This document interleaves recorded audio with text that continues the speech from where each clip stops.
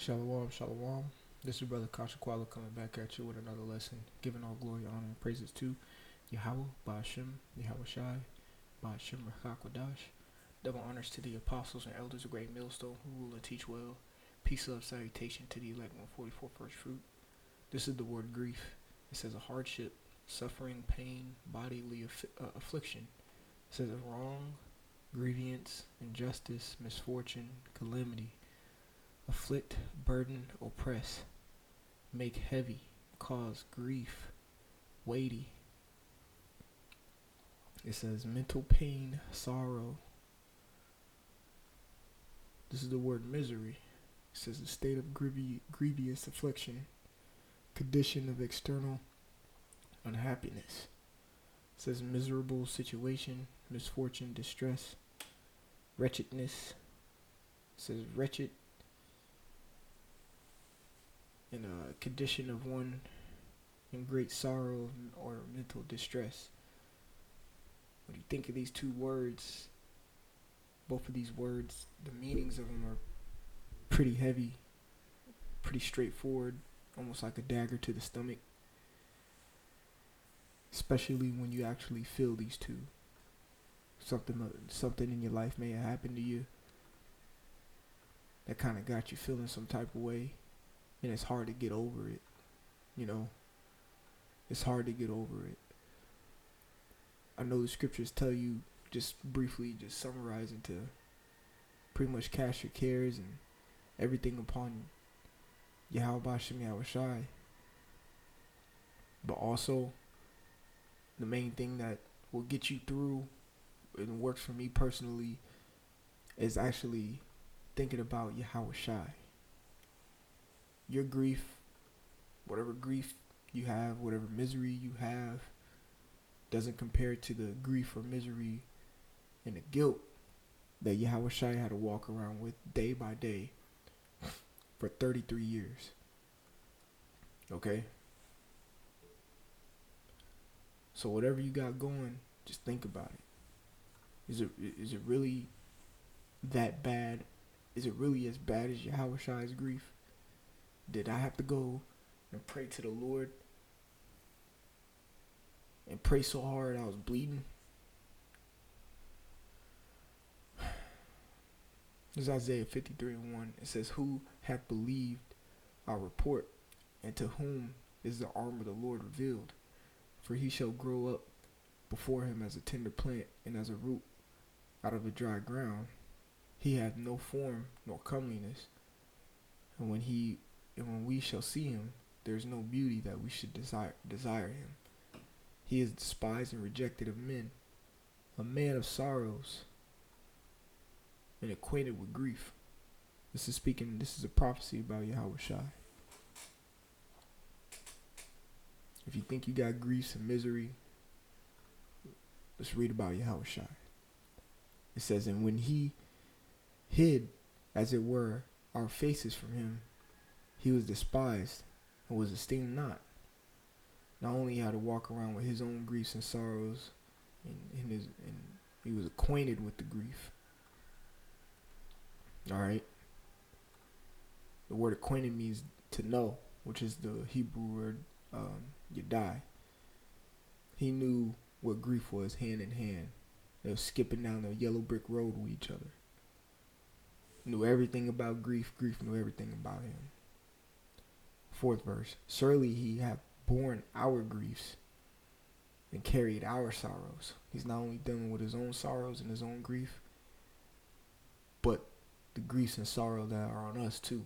It said, "Yet we did esteem him stricken, smitten of the Most High, and afflicted." That's what the word grief means. It says a hardship, suffering, pain, and a bodily affliction. He was afflicted. He was in grief. He was in misery. It says a state of grievous affliction. If you ever think that you're in some state of grief or misery, read Isaiah 53. Let's keep going. It says verse 5, it says, "But he was wounded for our transgressions. He was acquainted with grief. He was a man of sorrows. He carried our sorrows." and he was wounded for our transgressions. He was bruised for our iniquities. The chastisement of our peace was upon him, and with his stripes we are healed. If you really think you're grieving or you're miserable right now, you better second, just check again. Check again. Yes, I understand this flesh, it gets hurt. And in this society, you get hurt, your heart drops, your stomach sinks, you get hurt, you cry, you mourn, you lose things. Yes, you get hurt. I get it. I get hurt. I ain't I'm sitting here saying I'm perfect and never cry or anything of that nature. It's human, it's the flesh. Human nature. Shit sucks. But if you mope around and marinate in your grief and your misery, you're not thinking about what Yahawashi went through. You're not thinking about how he carries your grief and your misery. Let me reiterate that. He carries your little grief and your little misery. We're not walking around with the guilt that he had. We're not walking around and we're not acquainted with the grief that he had to be acquainted with.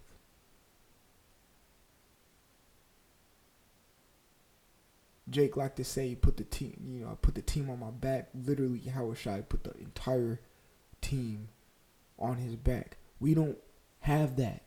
We don't have to do that. Yahawashi did. We don't have to put 144 elect spirits on our back. Yes, we reel them in. We bid. We do the service to get them back.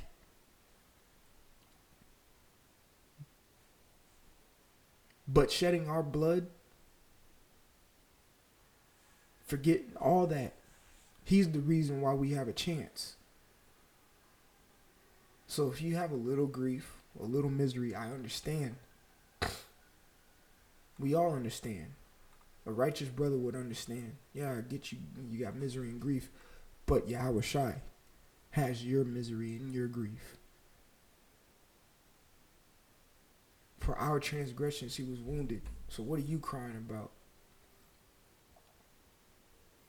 What are you crying about? Because another man may have done something to you, you don't have to take account of that. Yahawashi did.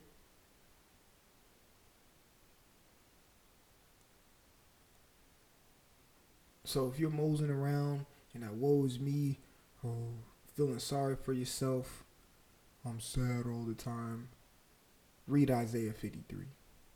It'll change your mind quickly. It'll change your mind quickly.